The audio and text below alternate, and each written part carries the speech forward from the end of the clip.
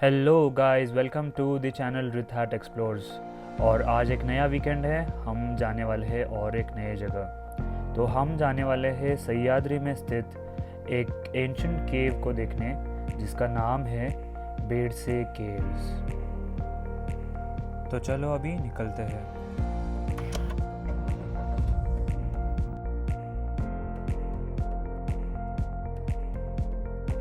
तो अभी हम निकल गए पुणे से बेडसे केव्स के लिए। हमको लगने वाला था अराउंड 1.5 आवर्स और अराउंड 54 किलोमीटर्स इन डिस्टेंस। तो हमने लिया ओल्ड मुंबई पुणे हाईवे और हम निकल पड़े बेडसे केव्स के लिए।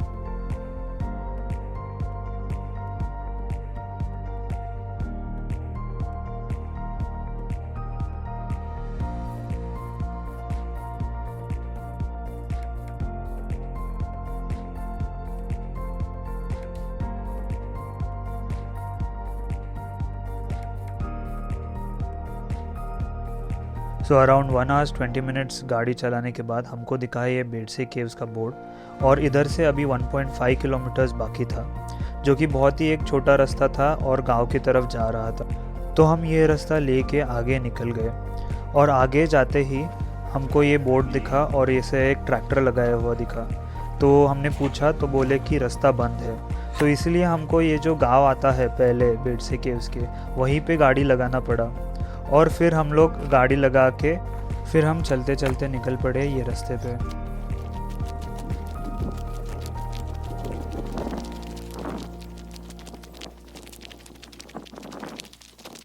सो अराउंड 10 मिनट चलने के बाद हमको ये बोर्ड दिखा और ये गेट दिखा, जो बेडसे केव्स का एंट्रेंस था। और एंट्रेंस पे ही उन्होंने ऐसे बोर्ड्स लगाया है जहाँ पे बेडसे केव्स के बारे में पूरी जानकारी और हिस्ट्री उन्होंने यहाँ पे बताया है। चाहे तो आप ये पॉज करके देख सकते हो। आप जैसे ही एंटर करते हो, एंट्रेंस गेट पे उन्होंने एक बोर्ड लिखा है जहाँ पे उन्होंने टाइमिंग्स बताया है, जो कि है 9 AM to 5 PM। तो ये टाइम में आप विज़िट कर सकते हो बेडसे केव्स को। और ये जो साइड में आप जगह देख रहे हो, ये जगह है पार्किंग के लिए।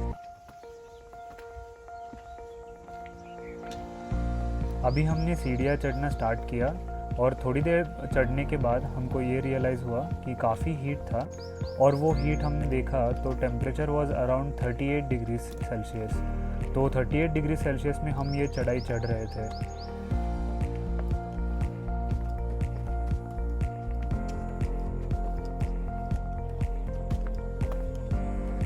तो आपको बेडसे केव्स पहुंचने के लिए अराउंड 400 सीढ़ियाँ चढ़ के ऊपर जाना पड़ता है, तभी आप पहुंच सकते हो बेडसे केव्स। मैं यहाँ पे आया हूँ अप्रैल के महीने में और सब हरियाली पूरी सूखी हुई है। तो अगर आप आते हो यहाँ पे मानसून के सीज़न में या मानसून के बाद के सीज़न में, तो यहाँ पे पूरी हरियाली देखने को मिलेगी आपको और काफ़ी सीनिक रहेगा। अभी भी ये काफ़ी सीनिक है पर ग्रीन तो नहीं है। और मुझे ऐसे भी सुनने को आया कि यहाँ पे काफ़ी वाटरफॉल्स भी है जो आपको मानसून में दिखाई देंगे। सो अराउंड 400 सीढ़ियाँ चढ़ने के बाद और आफ्टर अराउंड 40 मिनट्स हम पहुँचते हैं फाइनली बेडसे केव्स के एंट्रेंस पे।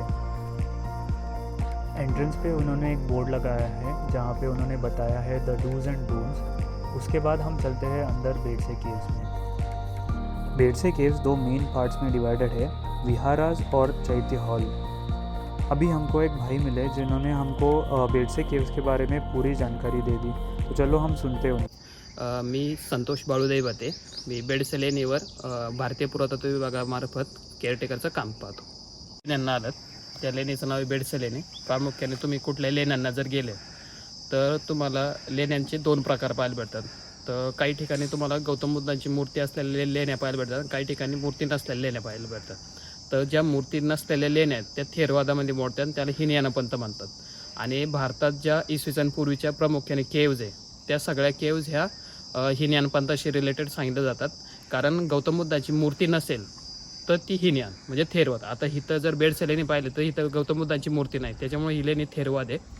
आपल्याकडं जो सह्याद्री पर्वतरांग आहे त्याच्यात जो दगड आहे तो बसाल्ट रॉक आहे। बसाल्ट रॉकची खासियत अशी आहे की तो टिकायला छान आहे। पण विषय असा आहे की जर सह्याद्रीमध्ये एकच दगड आहे बसाल्ट रॉक, तर बसाल्ट रॉक सगळीकडे आहे पण लेण्या सगळीकडे नाही। लेण्या अशा ठिकाणी बनवण्यात आल्या जिथं पाण्याची व्यवस्था आहे। ही लोक जेव्हा इथं खोदकाम करायची, अशा लेण्या खोदकाम किंवा कोणतेही दगडी काम जे केलं जायचं, तर तिथं सगळ्यात आधी डोंगरांना पाणी शोधलं जायचं. पाणी शोधून खोदकाम करून टाकं बनवलं जायचं आणि टाकं जर 12 महिने टिकलं तर लेणी बनवली जाते. तर ह्या ज्या पाण्याच्या टाक्यात, ह्या प्रत्येक पाण्याच्या टाकीची खोली अंदाजे 10 फूट आहे आणि ह्याच्यात 12 महिने पाण्याचा पुरवठा असतो.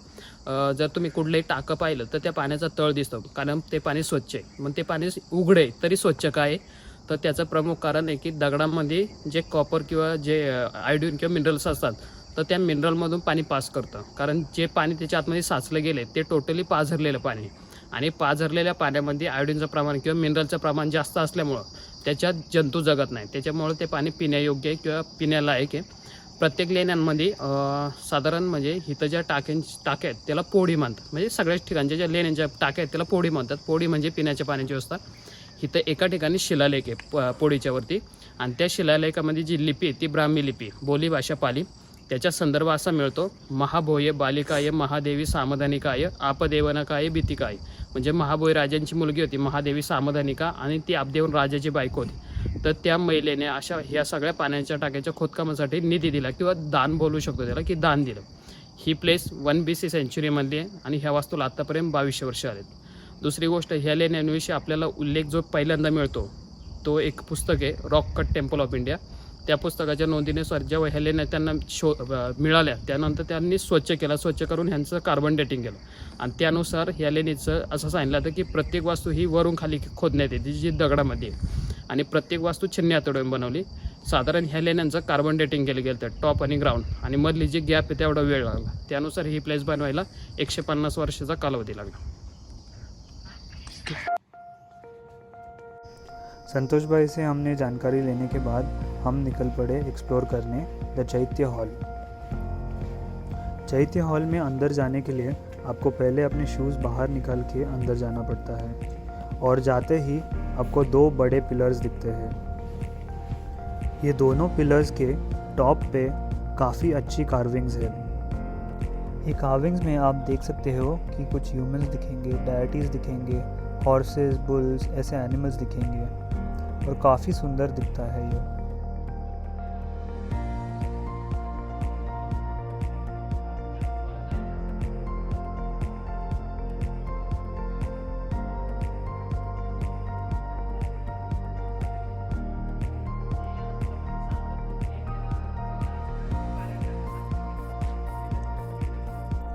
वो पिलर्स देखने के बाद चैत्य हॉल का मेन फसाड कुछ इस तरह से दिखता है, और काफ़ी सुंदर यहाँ पे कार्विंग्स और ऐसे स्ट्रक्चर्स उन्होंने बनाए हैं।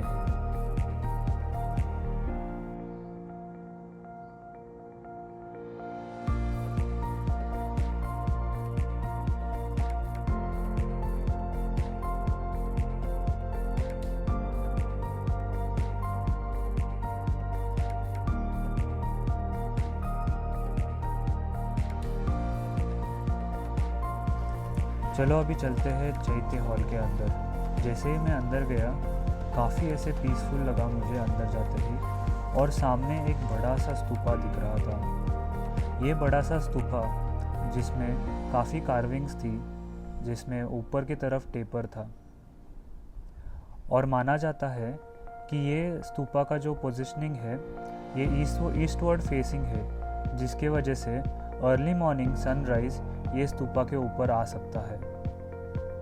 और चैत्य हॉल के अंदर कुछ पिलर्स पे ऐसे बहुत ही सुंदर सुंदर कार्विंग्स है जो वो एरा को डिपिक्ट करती है। हर एक केव के नीचे वाटर टैंक्स है, जिसके वजह से अंदर जाने के बाद ये केव्स बहुत ही ऐसे ठंडा एक एटमॉस्फेयर देते हैं आपको। उसके वजह से मैंने सोचा क्यों ना मैं मेडिटेशन ट्राई करूँ, तो थोड़ी देर मैंने मेडिटेट किया और मुझे बहुत ही अच्छा लगा। ऐसे वॉल पे ऐसे कुछ पॉकेट्स बने हुए थे, मुझे लगता है कि ये मशाल लगाने के लिए होंगे। चैत्य हॉल के एंट्रेंस के ऊपर ऐसे कुछ स्लॉट्स दिखते हैं जो शायद एक वुडन फ्रेम होता होगा उस ज़माने। हम अभी आते हैं चैत्य हॉल के बाहर, और वापस ये पिलर्स देख के बहुत ही अच्छा लगता है, बहुत ही सुंदर तरीके से बनाया हुआ है इन्होंने। तो अभी चैत्य हॉल के बाहर लेफ़्ट और राइट दोनों साइड में ऐसे कुछ सेल्स बनाए हुए हैं जहाँ पे ये बैठने के लिए जगह है।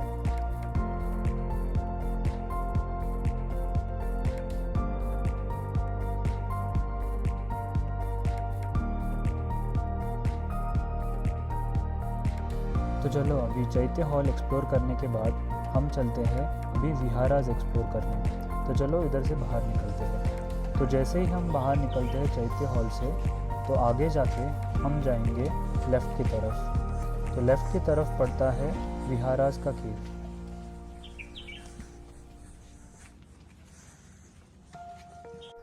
तो ये पहुंच गए हम विहाराज के केव में। विहारा का मतलब होता है कि मॉन्क्स के रहने की जगह या शेल्टर एरिया जिसको बोलते हैं। तो ये केव्स में मॉन्क्स को रहने के लिए 9 अलग अलग रूम्स है जहाँ पे मॉन्क्स रह सकते हैं। हर एक सेल में 1 या 2 बेड्स ज़रूर है। और ये जो सेल्स के एंट्रेंस का कार्विंग है वो चैत्य के कार्विंग से मैच करता है। और ये जो सेल का एंट्रेंस है और उसका जो फ्रेम है वो काफ़ी आइडेंटिकल है हर सेल के लिए। तो माना जाता है कि वुडन स्ट्रक्चर्स होते होंगे उस ज़माने में यहाँ पे।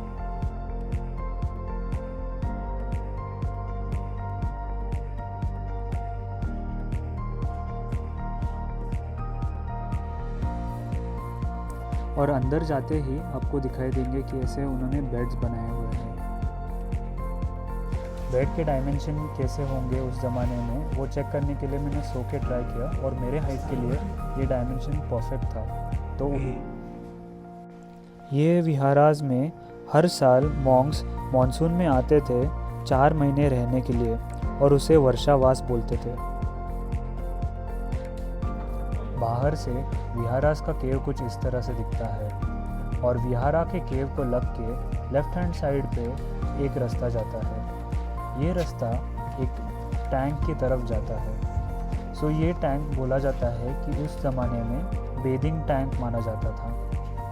तो यहाँ पे लोग बेदिंग के लिए यूज़ करते थे। तो अभी हम चलते हैं चैत्य हॉल के राइट हैंड साइड की तरफ।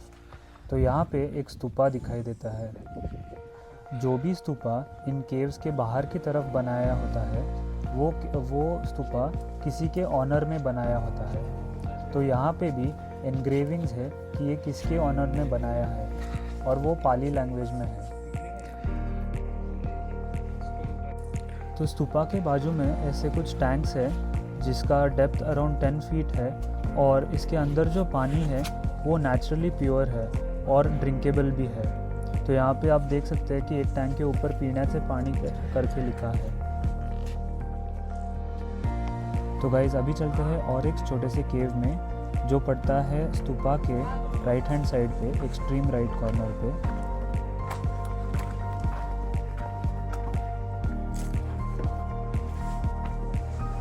तो अंदर जाते ही ऐसे कुछ रॉक कट्स मिले जो अंदर से ऐसे राउंड होके बाहर आता था।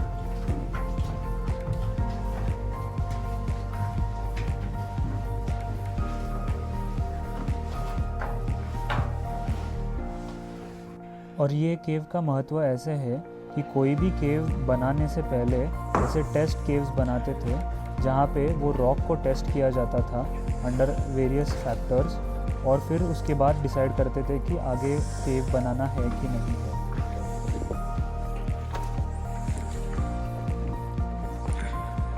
इसी के साथ हमने बेड से केव्स को पूरी तरीके से कवर कर लिया। अगर आपको ये व्लॉग अच्छा लगता है तो प्लीज़ लाइक एंड शेयर, और अगर आप ये चैनल पे नए हो तो please do subscribe for more such content.